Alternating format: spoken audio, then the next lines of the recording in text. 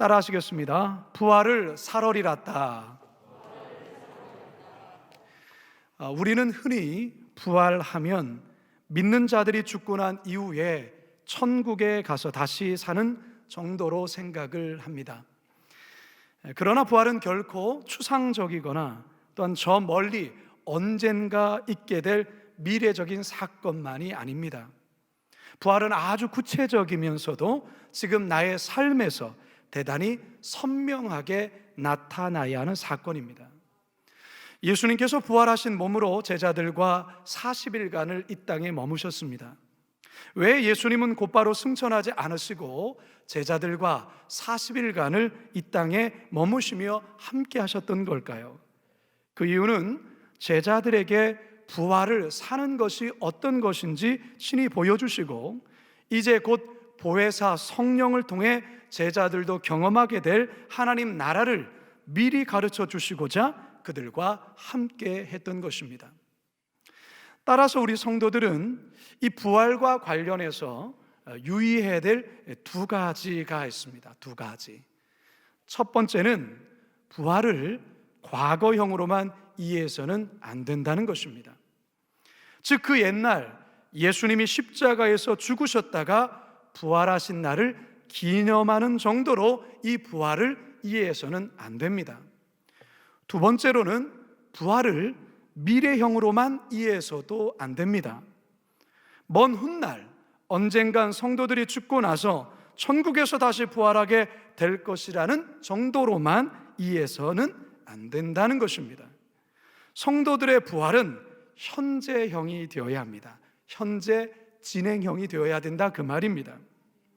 과거의 예수님의 부활 사건이 현재의 나와 연결되어야 하고요, 미래의 나에게 있게 될 그 부활 사건이 현재의 삶과 또한 연결되어 있어야 합니다. 그래서 지금 내가 서 있는 이곳에서 부활을 살아가야 된다는 말입니다. 저는 오늘 설교 제목을 부활을 살얼이뤘다 이렇게 정해 보았습니다.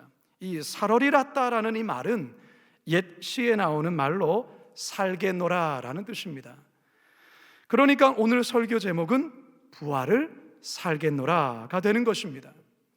바라기는 오늘 말씀을 통해 부활을 산다는 것이 구체적으로 무엇인지를 깨닫고 우리 모두 부활을 살겠노라 그렇게 다짐하며 결단하시기를 주님의 이름으로 축원합니다. 첫 번째 따라 하시겠습니다. 이전과 달라진 삶으로 살얼이랐다.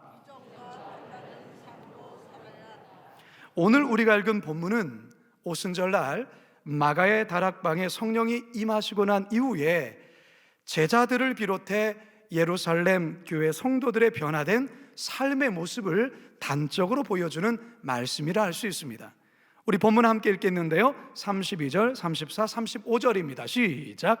믿는 무리가 한 마음과 한 뜻이 되어 모든 물건을 서로 통용하고 자기 재물을 조금이라도 자기 것이라고 하는 이가 하나도 없더라. 그 중에 가난한 사람이 없으니 이는 밭과 집 있는 자는 팔아 그 판 것의 값을 가져다가 사도들의 발 앞에 두매 그들이 각 사람의 필요를 따라 나누어 줌이라. 아멘. 어느 누구도 재산이나 재물을 자신의 것이라 여기지 않았고 유무상통을 통해 서로의 부족함과 빈곤을 채우며 풍족하게 살아가는 이상적인 공동체가 바로 이 초대교회 가운데 실현되고 있다는 것입니다. 여러분 참 놀랍죠. 여러분이 초대교회의 모습을 이데올로기화해서 흉내낸 게 무엇일까요? 그게 사회주의요 공산주의입니다. 모두의 재산을 함께 공유하고 부자도 가난한 자도 없이 필요에 따라 나눠주며 평등하고 함께 잘 사는 나라, 그런 이상을 갖고 있는 게 사회주의와 공산주의인데 그것은 철저히 실패하고 말죠. 왜 실패하고 말까요? 인간 속에 감춰진 악함과 욕심, 죄된 본성을 관가했기 때문에 그렇습니다. 아니, 더 정확히 말하자면 성령의 역사를 알지 못했던 것이죠. 인간의 악함과 욕심, 죄악된 본성이 죽고 성령으로 다시 태어나는 새 생명의 부활의 역사를 알지 못했기 때문인 것입니다. 그저 보여지는 이상적인 모습을 이론으로 제시하지만 성령의 역사를 경험하지 못하기 때문에 그저 그것은 하나의 이론에 지나지 않는 것입니다. 복음서에서 예수님의 제자들을 보더라도 이 같은 사실을 금방 알 수 있습니다.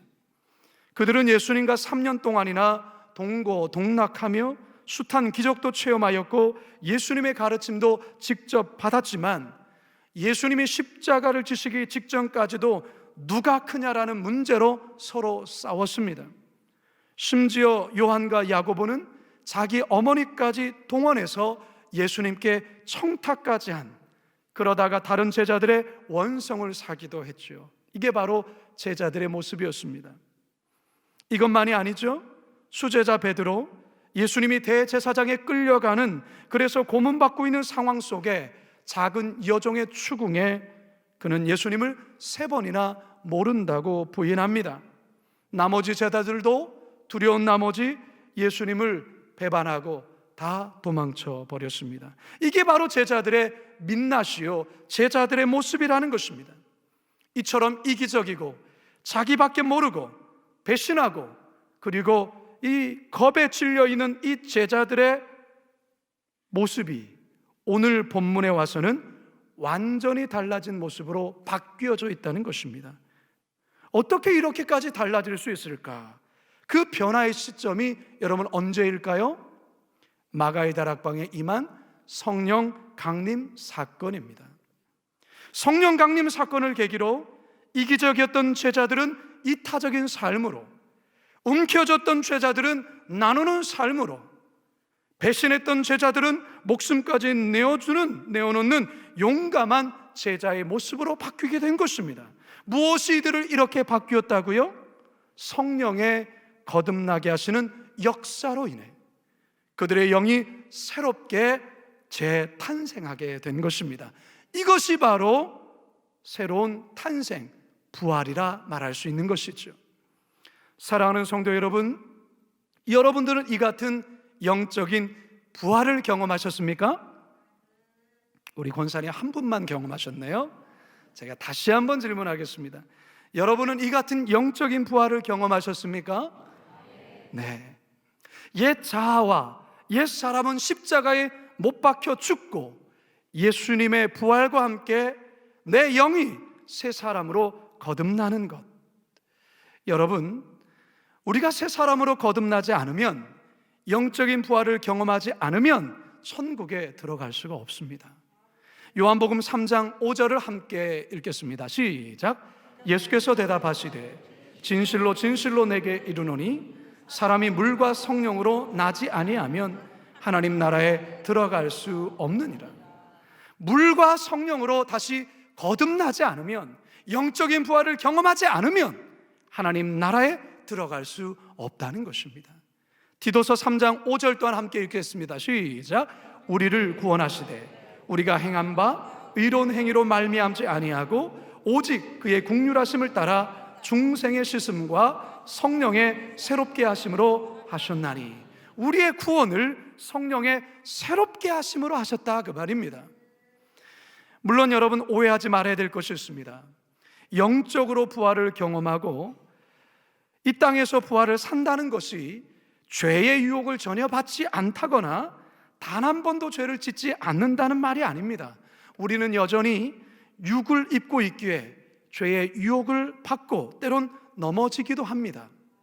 그러나 이전과 달라진 점은 죄에 완전히 빠져 살지 않는다는 것입니다.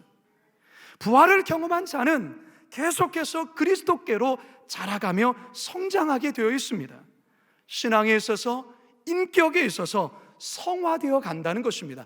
이것이 바로 부활을 살아가는 자의 모습입니다. 3년 전에 작고하신 기독교 대표 영성 신학자이자 목회자인 유진 피터슨 목사님이 쓴 책 가운데 부활을 살라라는 책이 있습니다. 이 책에서 유진 피터슨 목사님은 이런 말을 합니다. 성숙한 그리스도인으로 성장해 갈 수 있는 토대는 부활이다.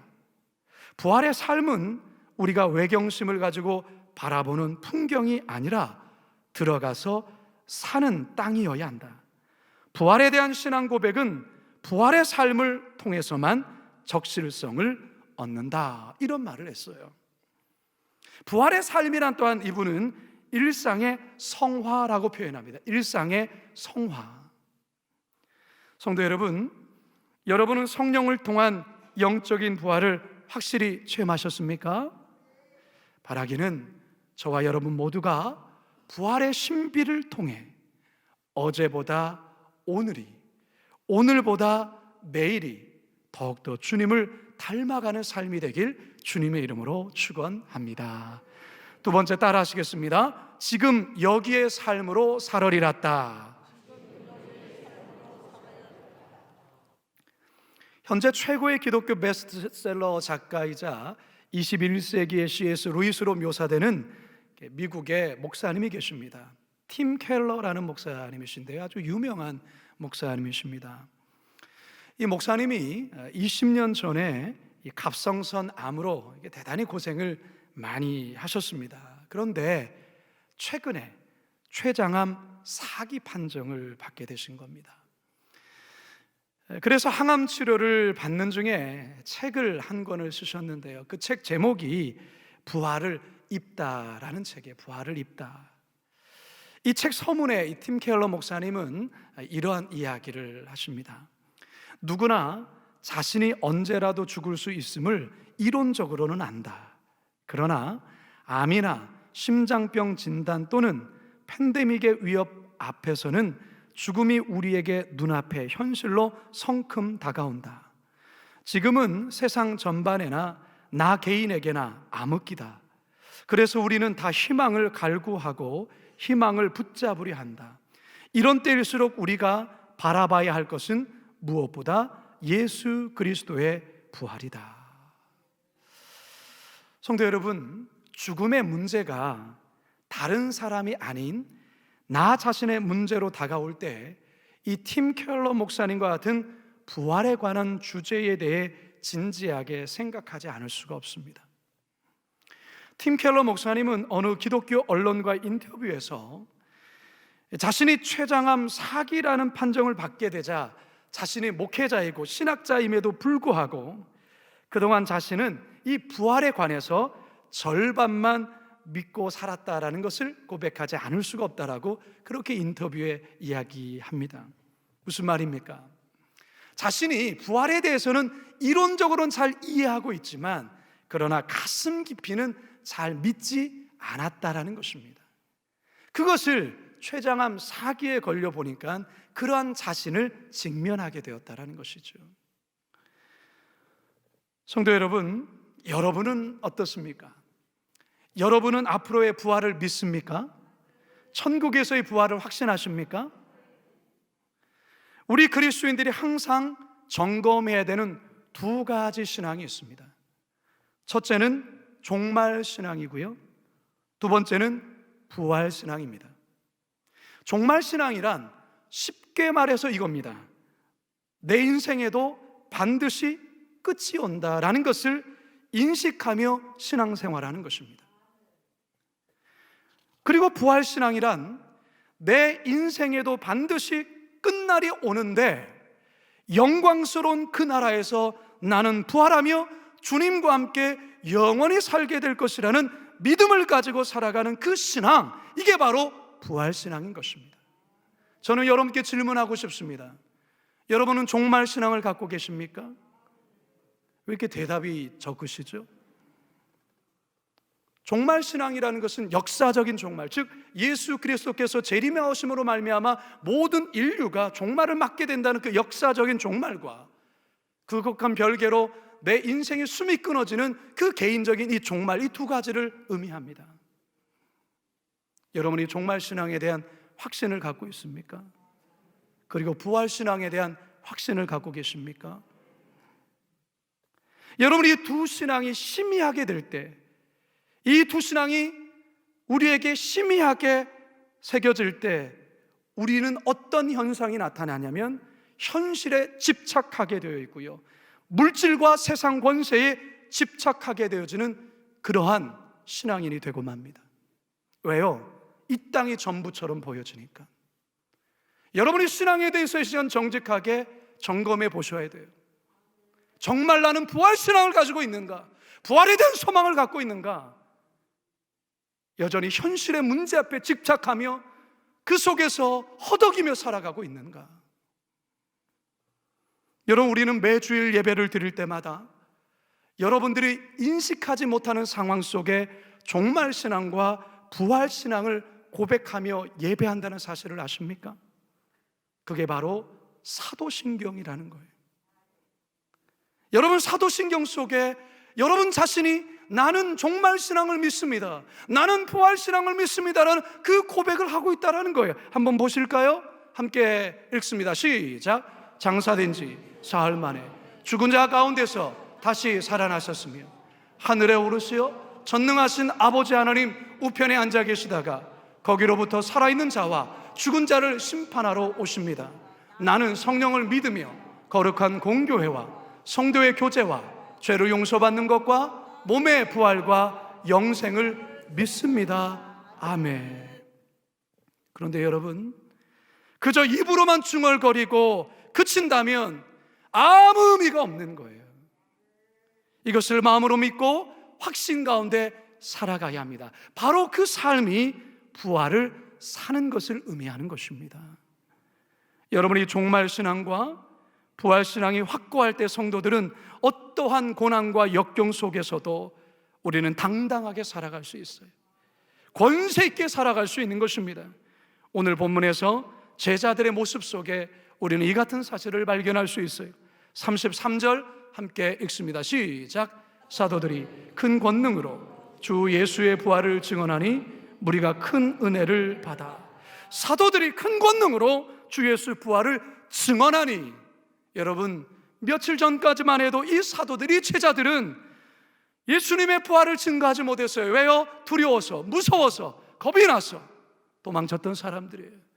그러나 이들이 부활이 경험되어지자 그들은 그들의 현실의 삶 속에서 주 예수의 부활을 담대히 증거하고 있다는 사실입니다. 초대교회 성도들은 예수를 믿는다는 그 하나의 이유 때문에 원형 경기장에 끌려가 사자의 밥이 되었고 십자가에 못 박혀 죽었습니다. 그런데 그럼에도 불구하고 성도들은 죽음을 두려워하지 않았습니다. 기꺼이 순교의 자리까지 나아갔습니다. 어떻게 이게 가능했을까요? 이것이 바로 확고한 부활 신앙 때문에 그렇습니다. 히브리서 11장 35절 함께 읽습니다. 시작. 여자들은 자기의 죽은 자들을 부활로 받아들이기도 하며 또 어떤 이들은 더 좋은 부활을 얻고자 하여 심한 고문을 받되 구차히 풀려나기를 원하지 아니하였으며, 바로 이것이 미래적 부활 사건을 현재적 부활 신앙으로 승화시켜 살아가는 능력인 것입니다. 제가 다시 한번 설명드립니다. 어려운 말일 수 있는데요, 미래적 부활 사건을 현재적 부활 신앙으로 승화시켜 살아가는 능력, 이게 바로 지금 초대교인들이 가졌던 그 신앙이라는 거예요. 팀 켈러 목사님 또한도 바로 이러한 이 의미에 대해서 이렇게 또한 설명을 하고 있습니다. 예수님 부활 덕분에 그리스도인들에게는 미래를 위한 희망만이 아니라 미래로부터 오는 희망까지도 주어졌다. 성경의 놀라운 메시지는 예수님이 부활하실 때 미래의 하나님 나라를 현재 속에 들여놓은 것이다. 그 나라는 아직 이 땅에서 완성되지는 않았지만 엄연히 실제한다. 이미 와 있는 그것을 몰라서 누리지 못한다면 그리스도인의 삶은 빈곤해진다. 우리의 삶이 빈곤하고 있다면 여러분, 이미 와 계신, 이미 이곳에 있는, 지금 여기 있는 그 부활을 내가 누리고 있는지를 확인해 보셔야 하는 것입니다. 찬송가 438장 내 영혼이 은총 입어 가사를 보면 이러한 가사가 나오죠. 주의 얼굴 뵙기 전에 멀리 뵈던 하늘나라 내 마음속에 이뤄지니 날로 날로 가깝도다. 높은 산이 거친 들이 초막이나 궁궐이나 내 주 예수 모신 곳이 그 어디나 하늘나라. 할렐루야 찬양하세. 내 모든 죄 사함 받고 주 예수와 동행하니 그 어디나 하늘나라. 주의 얼굴 뵙기 전에 멀리 뵈던 하늘나라 내 맘속에 이루어지니 날로 날로 가깝도 높은 산이 거친들이 소막이나 궁궐이나 내 주 예수 모신 곳이 그 어디나 하늘나라 할렐루야 할렐루야 찬양하세 내 모든 죄 사함 받고 주 예수와 동행하니 그 어디나 하늘나라. 아멘. 그렇습니다. 부활을 산다는 것은 지금 여기에 임한 하나님 나라를 경험하며 사는 것입니다. 지금 내가 서 있는 이곳에서 하나님 나라의 기쁨과 평화와 안식을 누리며 사는 것입니다. 현재의 삶이 어떠하든 간에 말이죠, 미래적 부활 사건을 현재적 부활 신앙으로 승화시켜 살아가는 것입니다. 따라서 지금 여기에서의 부활을 살아가려 한다면 먼저 여러분 미래적 부활에 대한 확실한 믿음이 있는지를 여러분 확인하셔야 합니다. 나에게 어느 날 분명하게 일어날 죽음과 죽음 이후에 천국에서 영화로운 몸으로 부활하게 될 것에 대한 믿음과 확신이 있어야 된다는 사실입니다. 이것을 단순히 지식적인 동의가 아니라 내 마음 깊은 곳에 분명한 확신으로 자리해야 되는 것입니다. 성도 여러분, 여러분은 부활을 믿습니까? 여러분은 이후에 천국에서 부활할 것을 믿습니까? 그렇다면 미래적 부활 사건을 지금 여기에서 부활의 삶으로 살아내시기 바랍니다. 지금 여기에서 부활을 누릴 수 있는 저와 여러분 되길 주님의 이름으로 축원합니다. 마지막 세 번째 따라하겠습니다. 공동체적 삶으로 살아리랐다.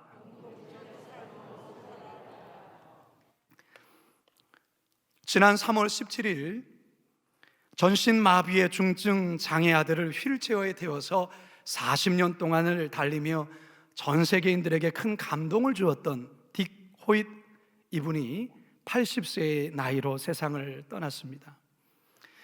딕 호잇과 아들 릭 호잇에 관한 일화는 워낙 유명한 이야기이기 때문에 아마 여러분들도 다 알고 있는 이야기일 것입니다. 릭 호잇은 이 출생 때 목에 탯줄이 감기는 바람에 뇌에 산소 공급이 중단되면서 중증 장애를 안고 태어납니다. 혼자서는 몸을 움직일 수도 없고 컴퓨터 장치 없이는 의사 표현을 할 수도 없습니다. 그런 릭이 15살이 되던 해에 아버지 딕에게 컴퓨터 화면에다가 영어로 run, 즉 달리고 싶다라는 이야기를 해요. 당시에 이 동네에서 이 8km 자선 행사를 위한 달리기 대회가 있었는데 그걸 보고 달리고 싶다는 거예요. 근데 어떻게 달립니까? 장애 몸으로. 근데 달리고 싶다고 아버지께 얘기한 거예요. 그러자 이 아버지가 휠체어를 조금 개조를 해서 이 아들을 태우고 8km 자선 달리기 대회에 참가를 합니다. 대회를 마치자 이 아들이 아버지에게 이런 말을 해요. 아빠, 저는 달리면서 저는 난생 처음으로 제 몸에 장애가 사라지는 것 같은 그런 느낌을 받았어요.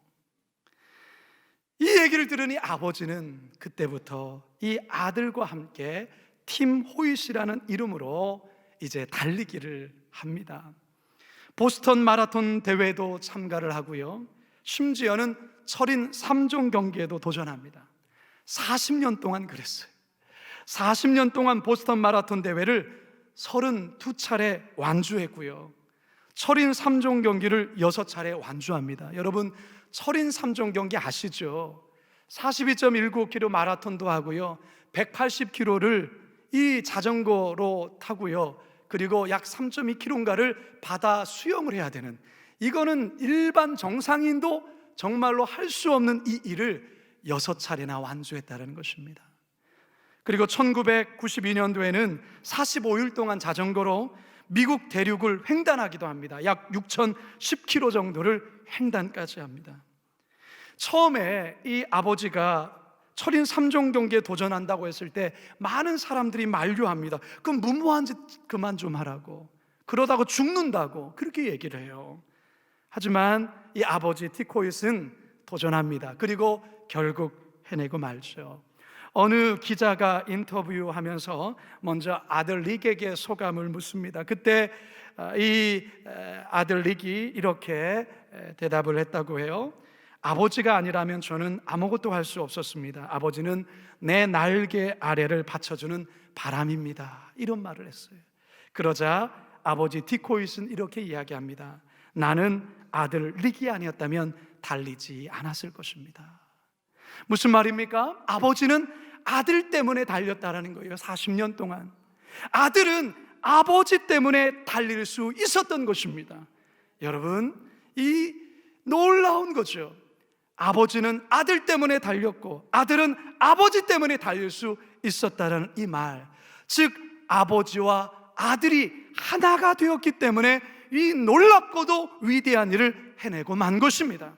사랑하는 성도 여러분, 그리스도인들이 이 땅에서 부활의 능력을 덧입고 사는 것이 바로 이 아버지와 아들이 보여준 모습입니다. 무슨 말입니까? 중증 장애인이 아들은 아버지의 절대적인 능력으로 인해서 달렸던 것입니다. 그것처럼 연약한 성도인 우리들이 험한 세상에서 능력 있게 살 수 있는 비결은 부활하신 예수님과 하나가 될 때 가능하다는 사실입니다. 할렐루야! 하나가 된다는 것은 예수님이 내 안에, 내가 그분 안에 거할 때, 주님과 내가 하나가 될 때, 주님과 내가 공동체가 될 때 이루어지는 것을 이야기하는 것입니다. 요한복음 15장 5절 말씀입니다. 시작. 나는 포도나무요 너희는 가지라.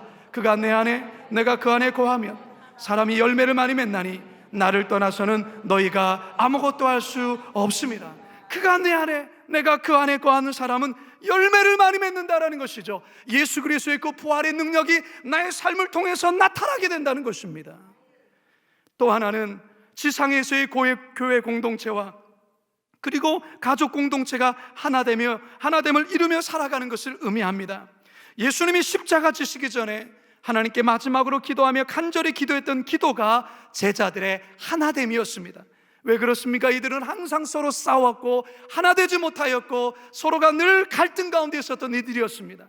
예수님이 마지막 그 십자가 지시기 전의 기도가 제자들의 하나됨이었다는 것이죠. 요한복음 17장 21절과 22절입니다. 시작.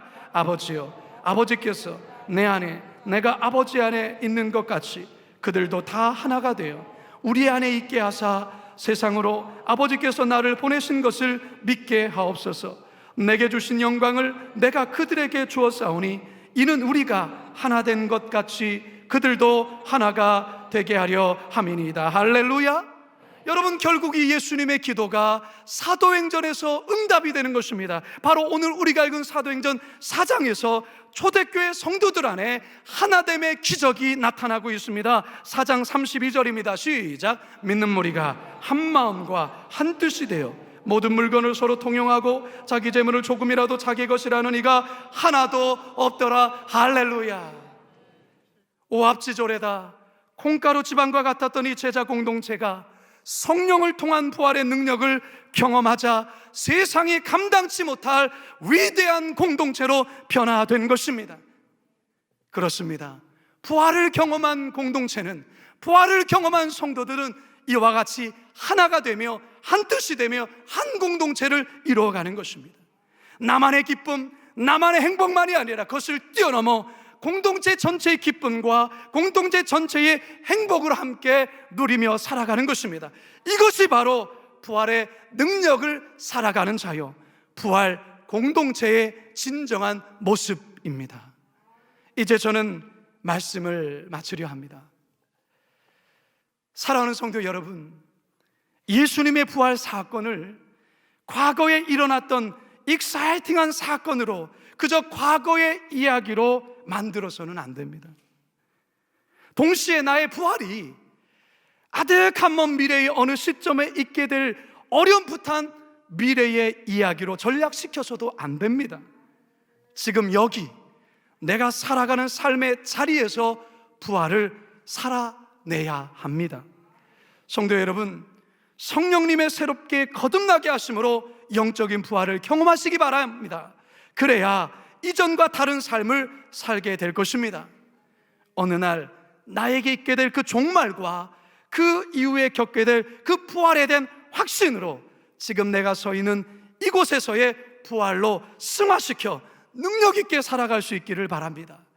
늘 예수님 안에 거하고 그분이 내 안에 거하는 삶을 통해 예수님의 능력이 나의 능력이 되어 험한 세상에서도 연약하여지지 아니하고 담대히 살아가시기 바랍니다. 나 혼자만이 누리는 삶이 아니라 우리의 가족 공동체, 우리 교회 공동체가 함께 그 기쁨을 누려 사시는 부활 공동체, 우리 모두가 되기를 주님의 이름으로 축원합니다. 축원합니다. 축원합니다. 우리 이 시간 자리에서 다 일어서겠습니다. 우리 부활주일에 불렀던 찬양이죠. 우리 힘있게 박수 치면서 주 하나님, 주 하나님, 독생자 예수 날 위하여 오시었네. 내 모든 죄 다 사시고 죽음에서 부활하신 나 구세주, 살아계신 주 나의 참된 소망, 걱정 근심 전혀 없네. 사랑의 주내 할 길 인도하니 내 모든 삶의 기쁨 늘 충만하네. 주 안에서 거듭난 생명, 거듭난 생명 도우시는 주의 사랑 참과 확신 가지고 예수님의 도우심을 믿으며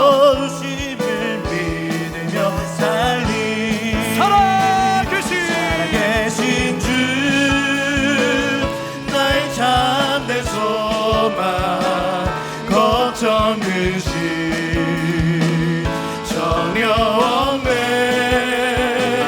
사랑의 주내 갈 길 인도하니 내 모든 삶의 기쁨 늘 충만하네. 그 언젠가 주뵐 때까지, 그 언젠가 주뵐 때까지 주를 위해 싸우리라. 승리의 길 멀고 험해도 주님께서 나의 앞길 지켜주시니 두 손 높이 들고 살아계신 주 나의 참된 소망, 걱정 근심 전혀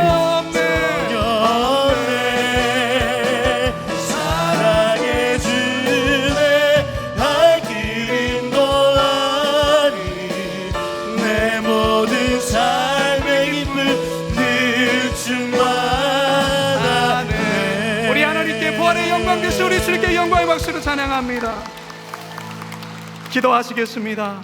부활의 주님, 능력의 주님 찬양합니다.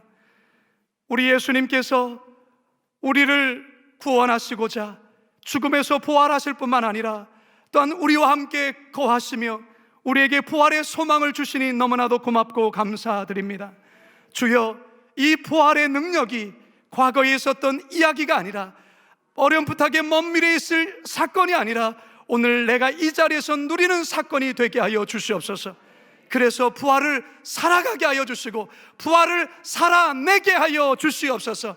어떤 상황에서도 비굴하게 살지 아니하고 능력 있게 부활의 능력을 덧입어 살아가는 우리 모든 성도들 거룩한 빛 광성교회 되게 하여 주시옵소서. 감사드리오며 예수님의 이름으로 기도드리옵나이다.